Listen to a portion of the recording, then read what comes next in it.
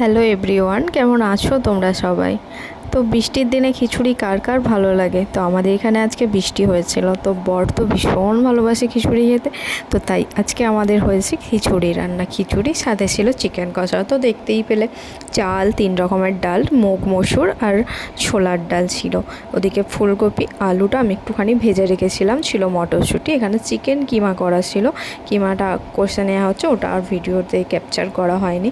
দেখো কষানো হয়ে গেছে এখন আমাদের। এবার আমি এতেই ভাত বানাই, তাই এতেই খিচুড়িটা রান্না হচ্ছে, আমাদের হাঁড়ি নাই। তো এই যে এখানে চাল ডাল একটু তেল দিয়ে নেড়ে নিচ্ছে।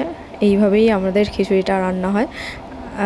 নেড়ে নিয়ে জল দিয়ে, জলটা যা ফুটে যাবে তার মধ্যে চিকেনটা দেয়া হয়ে যাবে। আমি আমার শাশুড়ি মাকে, আমার বাবাকে, মাকে সবাইকে রান্না করতে দেখেছি। আগে চাল ডাল সিদ্ধ করে নেয়, তারপর চিকেনটা কষে মশলা করে যেমনভাবে দেয়। কিন্তু আমার বর একটু অন্যরকমভাবে করে। আমি আগে খিচুড়িটা অতটা পছন্দ করতাম না, কিন্তু এখন মোটামুটি আমার বেশ ভালোই লাগে। তো দেখো চিকেন কষাটা দিয়ে দিল।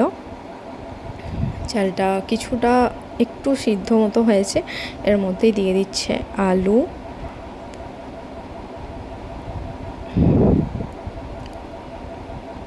ফুলকপি আর মটরশুঁটিটাও দিয়ে দেওয়া হবে। এখন অফ সিজনে মটরশুঁটির ভীষণ পরিমাণে দাম বেড়ে গেছে। এই যে দেখো মটরশুঁটি দিয়ে দিল। এবার জল, আরও কিছুটা জল দেওয়া হবে, জল দিয়ে কিছু সেদ্ধ করে নেওয়া হবে।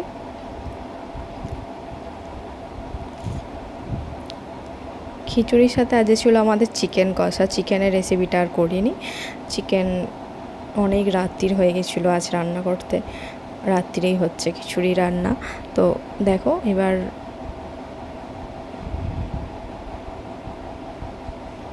খিচুড়িটা রেডি হয়ে গেছে, এখনও ফুটছে, নামানো হয়নি, সাথে চিকেনটাও হয়ে গেছে। তো এবার আমরা খেতে বসে পড়বো। সাথে ছিল চিকেন কষা, দারুণ হয়েছিল খিচুড়িটা। একটু আজ বৃষ্টিটা থেমে গিয়েছিল, বৃষ্টিটা হলে আরও ভালো লাগতো। তো চলো আজকের ভিডিওটা এখান পর্যন্তই। যদি ভালো লাগে একটা লাইক করে দিও। বা